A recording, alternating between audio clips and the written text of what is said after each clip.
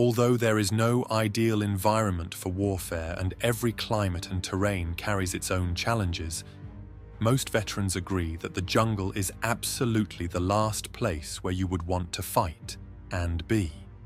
Welcome to jungle warfare, where the terrain itself poses a life-threatening danger, and the enemy, on their home ground, uses every aspect of the jungle against you and to their advantage. As many major conflicts have unfolded in these impossible conditions, we will use several wars as examples and mention the experiences of people who participated in them, as well as some of the interesting lethal tactics and tools that soldiers use to survive and destroy the enemy.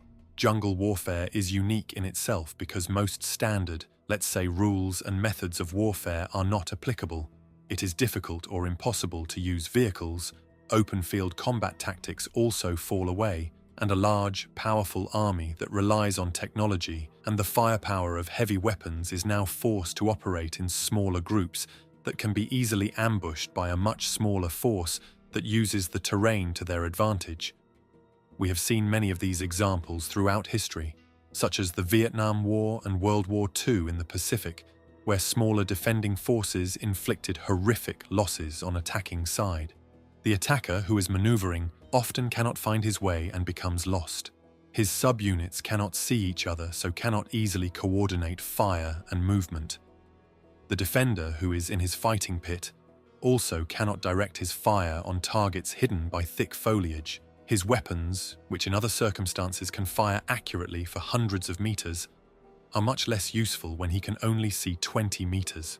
Besides the standard challenges of simply being in the jungle, due to immense humidity and air temperature coupled with dense vegetation that hinders movement and visibility, there are various animals and insects, most of which have at least one way to kill you or make every second in the jungle miserable.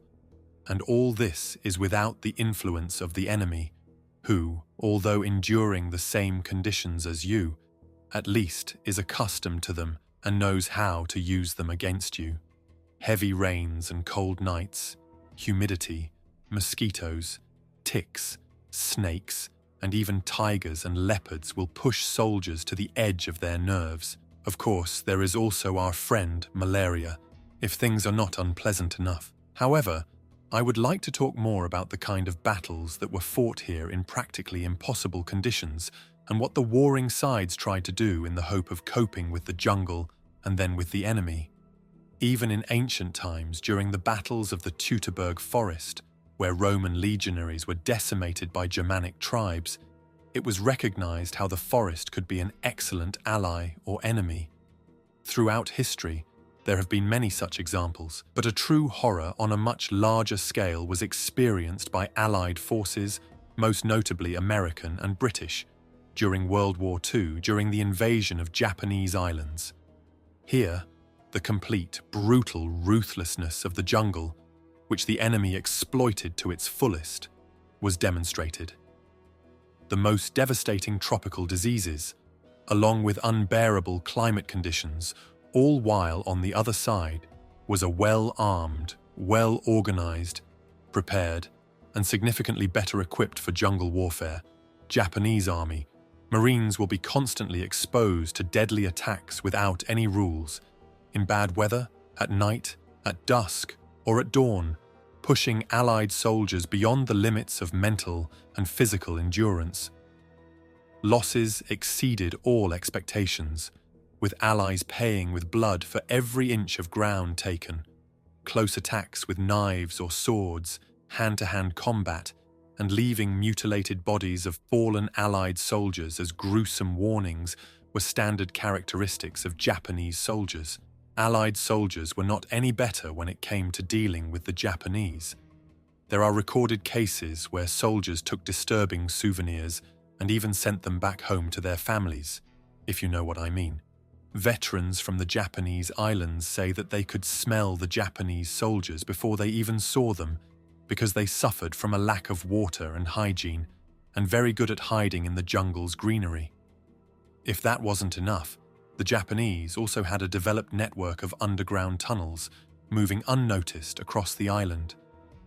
The Japanese easily dug tunnels in the ash-rich soil of the volcanic islands, and a similar situation was faced by American soldiers in the Vietnam War when the Viet Cong had their own developed network of tunnels in the soft, easy-to-dig soil, adding another terrifying aspect to the jungle. In Vietnam, American soldiers faced even more daunting tasks, such as seek and destroy missions. They would intentionally move in small groups through the jungle searching for the enemy, while the enemy was also searching for them. Of course, there were booby traps and various traps set up, and ambushes were frequent and extremely deadly. Imagine searching for the enemy through a jungle he knows as his own pocket and sets traps exactly where he thinks you will pass. As you make your way through the jungle, you cannot see a few feet in front of you. And when you come upon a clearing and for a moment are relieved that it's now easier to walk, you immediately remember that now the enemy has a clear view of you and might just be aiming at you in this ideal spot for an ambush. With the jungle full of life, it is difficult to hear whether someone is approaching or if it is just an animal passing by.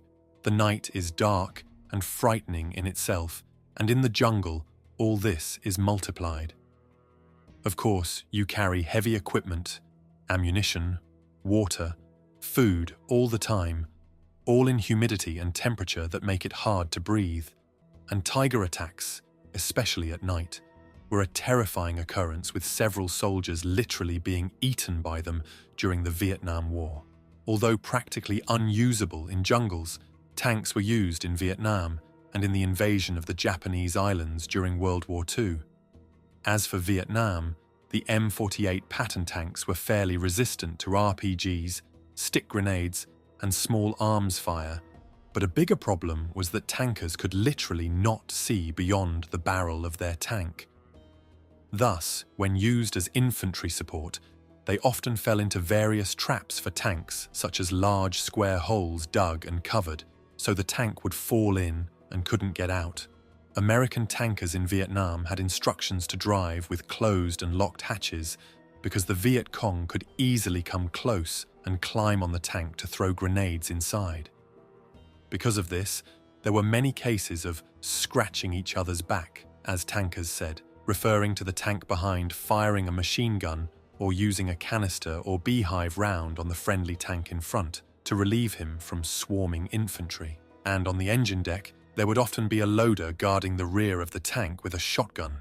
The jungle caused so many problems for American soldiers in Vietnam that terrible methods were attempted, such as the use of Agent Orange. These chemicals were primarily used to strip the dense jungle foliage that provided cover and concealment for enemy forces. The Viet Cong even successfully concealed truck routes through the jungle, which they used to deliver essential war materials, and the Americans struggled to find and destroy them.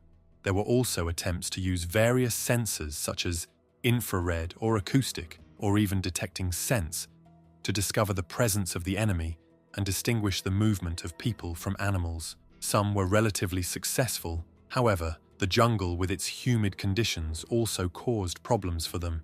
American forces relied heavily on air superiority to suppress the enemy in the jungle, using a combination of bombers, fighter jets, and helicopters to deliver devastating firepower from above.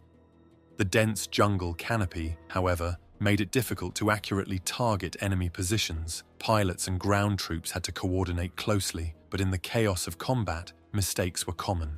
Bombs and napalm could obliterate entire sections of the jungle, but they could also easily miss their mark, leading to tragic instances of friendly fire. The impact of jungle warfare on military strategies and the psyche of those involved is profound. Adaptations in tactics have been crucial, as conventional approaches falter in the dense, unpredictable jungle terrain. This environment necessitates small unit tactics and guerrilla warfare, prioritizing agility and the element of surprise. This constant uncertainty and threat can lead to severe psychological stress and long-lasting trauma. Some Vietnam War veterans had a lifelong phobia of forests and vegetation, especially at night, and some even experienced hallucinations of Viet Cong soldiers sneaking up on them for many years after the war, with many veterans experiencing intense post-traumatic stress disorder. The jungle, thus, remains a daunting and deeply affecting theatre of war.